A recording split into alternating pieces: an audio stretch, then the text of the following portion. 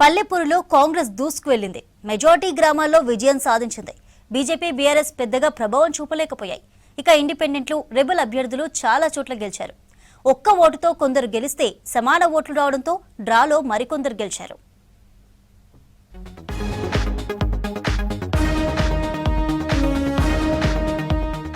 రెండో విడత గ్రామ పంచాయతీ ఫలితాల్లో కాంగ్రెస్ ప్రభంజనం సృష్టించింది. అన్ని జిల్లాల్లో దాదాపు హస్తం పార్టీ పూర్తి ఆధిపత్యాన్ని కొనసాగించింది. ఇటు రెబల్స్, ఇండిపెండెంట్లు పెద్ద ఎత్తున ప్రభావం చూపారు. కొన్ని జిల్లాల్లో రెబల్స్, ఇండిపెండెంట్లు గెలిచినన్ని సీట్లు కూడా బీఆర్ఎస్, బీజేపీలు గెలవలేకపోయాయి.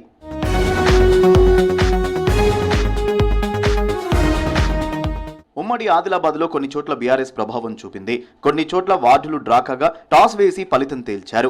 మెదక్ జిల్లా చీపురుదుబ్బ తండాలో కేశావతి సునీత డ్రా ద్వారా విజయం సాధించారు. మొత్తం 377 ఓట్లు ఉండగా ఆ గ్రామంలో 367 ఓట్లు పోలయ్యాయి. బీఆర్ఎస్, కాంగ్రెస్ అభ్యర్థులకు చెరో 182 ఓట్లు పడ్డాయి. 2 చెల్లని ఓట్లు, 1 నోటాకు పడ్డాయి. ఇద్దరికి సమానంగా ఓట్లు పడడంతో డ్రా ద్వారా ఫలితం తేల్చారు. డ్రాలో కాంగ్రెస్ బలపరిచిన అభ్యర్థి గెలుపొందారు.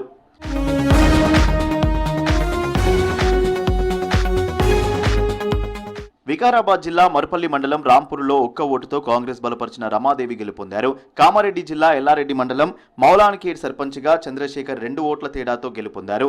సూర్యాపేట కోదాడ మండలం కూచిపూడి తండాలో కాంగ్రెస్ మద్దతుదారుడు 5 ఓట్ల తేడాతో గెలుపొందారు. జగిత్యాల జిల్లా రాయికల్ గ్రామంలో మామపై కోడలు విజయం సాధించింది. మెదక్ రామాయంపేటలో కొడుకుపై తండ్రి విజయం సాధించారు. నిర్మల్ జిల్లా లోకేశ్వరం మండలం బాగాపూర్లో ఒక్క ఓటుతో స్వతంత్ర అభ్యర్థి శ్రీవేద గెలుపొందారు. శ్రీవేదకు పోస్టల్ ఓటు 1 పడడంతో ఆమె విజయం సాధించారు.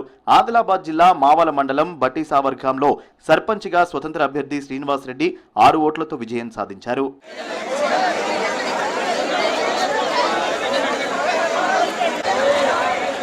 పాలకుర్తి మండలం ఘనశ్యామ్ దాస్ నగర్లో అత్తపై కోడలు గెలిచింది. అత్త సూర నరసమ్మపై కోడలు సూరరమ 18 ఓట్లతో విజయం సాధించారు. నాగర్ కర్నూలు జిల్లా తిమ్మాజీపేట మండలం వెంకాయపల్లి పంచాయతీలో టాస్ ద్వారా కాంగ్రెస్ గెలిచింది. బీఆర్ఎస్ అభ్యర్థి ఇందుకు 236 ఓట్లు రాగా కాంగ్రెస్ అభ్యర్థికి 236 ఓట్లు వచ్చాయి.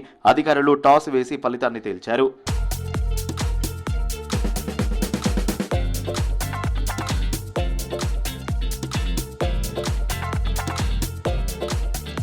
కౌంటింగ్ సందర్భంగా పలు చోట్ల గందరగోళం నెలకొన్నాయి.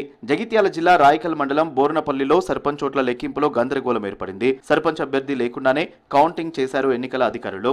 ప్రత్యర్థి వ్యక్తి 84 ఓట్లతో గెలిచారు. దీంతో లక్ష్మీ నర్సు మద్దతుదారులు ఆందోళన చేశారు. దీంతో అధికారులు ఫలితాన్ని ప్రకటించలేదు. బోర్నపల్లి అటవీ గ్రామం మారుమూల ప్రాంతం సర్పంచ్ అభ్యర్థులపై గందరగోళం.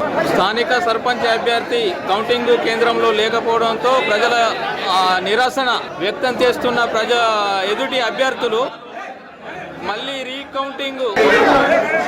మిర్యాలగూడ మండలం ముల్కల కాల్వ గ్రామంలో ఉద్రిక్తతలు నెలకొన్నాయి. ఫలితాల తర్వాత కాంగ్రెస్, రెబల్ అభ్యర్థుల మధ్య ఘర్షణ నెలకొంది. ఇరు వర్గాలను పోలీసులు చెదరగొట్టారు. ఈ ఘటనలో పలువురికి గాయాలయ్యాయి. గాయపడ్డ వారిని హాస్పిటల్కు తరలించారు.